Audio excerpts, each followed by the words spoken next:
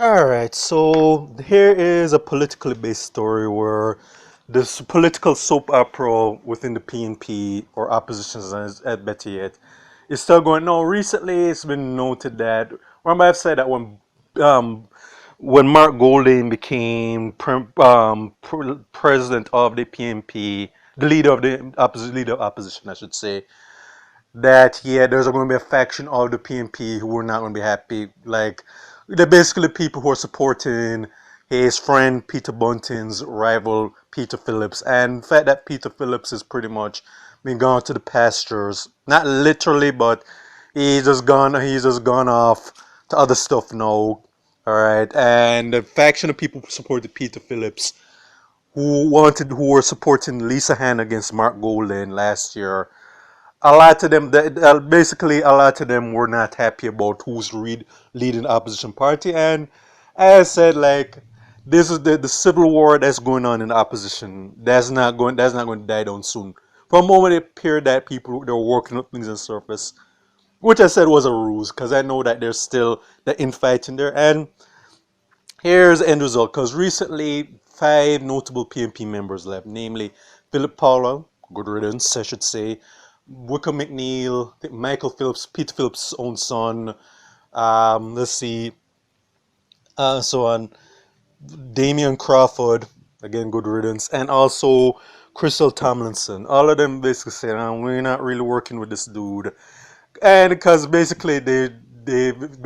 understand that Mark Golding knows that hey, these people weren't really happy with him being at the helm, so he's just basically cleaning house. I'm not saying that he pushed them out, but he's just basically saying, hey, my faction that stood with me, as well as Peter Bunting, we're the ones that are going to be at the forefront. The rest of you who were against me, yeah, you all are going to be at the back right here. And if I'm basically saying if you go, when I mean I'm not going to push you out. I mean I'm just going to give you your proverbial parachute so you can jump off this proverbial plane. Because and so on. But let's just read what they say. Mark Golding, president of the opposition, has told high-ranking members of the party that internal conflicts hurting the 83-year-old movement. Quote to quote, sometimes we've been our worst enemies as focus too much on petty internal conflicts rather than fulfilling our mission, commitment to upliftment and empowerment of the Jamaican people. Golding said at yesterday's meeting at the PNP's executive committee, which is second highest decision-making body. His comments come at a time that parties reeling from the sudden resignation of the aforementioned people. They basically stepped down after failed attempt to broker a deal to not have internal vice president elections in the interest of party unity. Golden, who won leadership of the party after beating Lisa Hanna last year, said that his travels across the island is confident the PNP support is alive and well. Basically, this is damage control. Alright. The PNP president said that the party is preparing for the upcoming local government elections, and Phillips and Angela Brown Burke have been appointed co-chairs of its national campaign committees. So basically, it's just more damage control. Now, as I said when it came out, was I glad that most of the people left? Not really. Do I think that is going to make things better?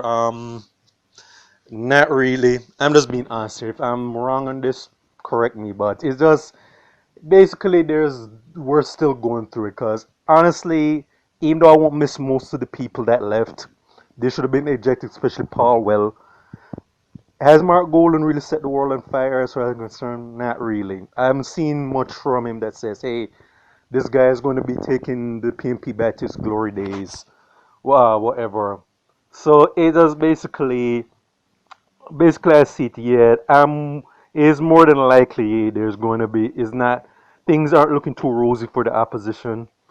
But then again, there are a lot of internal politics because the things that they missed is that they should have cleaned house, that they should have worked on all the problems that plague the party.